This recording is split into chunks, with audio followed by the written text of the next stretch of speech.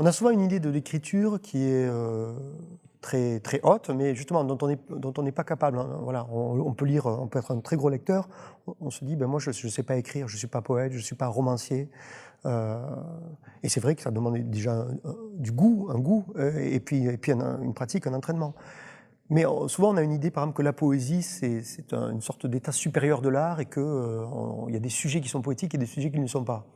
Dans ma conception, la poésie, c'est l'art qui manipule le langage pour produire des objets qui sont des poèmes comme ça, mais qui peuvent être, voilà, je dis souvent que coucher de soleil, ce n'est pas une expression plus poétique que camion poubelle. Ça fait partie de tous, le camion poubelle et le coucher de soleil sont dans le langage, et le poète les utilise comme il le veut, selon son esthétique, pour produire des objets qui sont des poèmes comme ça. Quand on est amené à faire des ateliers, rencontrer différents publics, que ce soit des enfants en école primaire, collégiens, lycéens,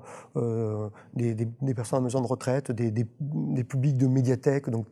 tout public, des prisonniers en milieu carcéral. L'idée n'est pas forcément de faire des écrivains, mais d'utiliser l'écriture poétique, donc une mise en forme de la langue, une manière de produire du texte qui ne soit pas juste une expression comme ça toute cuite de soi, mais en créant une distance avec les jeux d'écriture, une manière de poser un regard différent sur le monde, de s'interroger sur soi, de s'interroger sur sur notre société, et je trouve ça passionnant, et aussi de se rendre compte que finalement on peut produire des poèmes, des textes qui ont une valeur littéraire sans soi-même se considérer comme poète ou écrivain.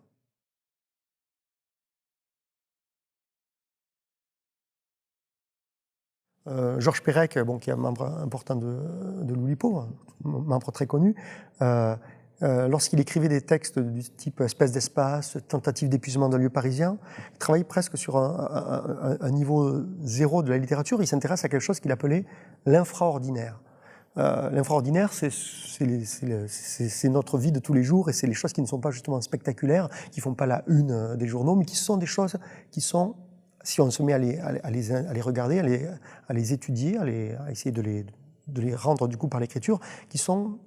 incroyables, c'est-à-dire où en effet on rend compte par les mots de quelque chose qui est en dessous de nos radars d'une certaine manière, et on produit de la littérature intéressante. Ça ne veut pas dire qu'il faut faire que ça, on peut être dans l'écriture d'imagination la plus débridée, mais c'est aussi une dimension de l'écriture qu'on n'a pas souvent en tête quand on pense à roman ou à poésie, et pourtant qui entre en jeu. Et juste le fait de rendre ces choses-là explicites, ça produit un regard neuf, encore une fois, ça produit un objet d'art qui vient nourrir notre manière d'appréhender le monde. Quand je fais des ateliers avec des jeunes en difficulté à l'école, ou souvent, quand j'ai fait des ateliers à maison d'arrêt, ce sont des jeunes qui n'ont pas une scolarité facile, les choses vont souvent de pair, malheureusement. Eh bien, ils se rendent compte que finalement, le langage, c'est quelque chose qu'on partage tous, vous, moi, eux, et que notre expérience, à partir du moment où on la passe dans un... Alors moi, par rapport à mes procédés, des propositions oulipiennes qui mettent en forme, qui structurent comme ça les mots, mais à partir du moment où on les passe dans cette machinerie, en répondant à cette proposition, on produit des choses qui sont des objets qui nous amènent à réfléchir sur nous-mêmes et sur tout ce qui nous entoure.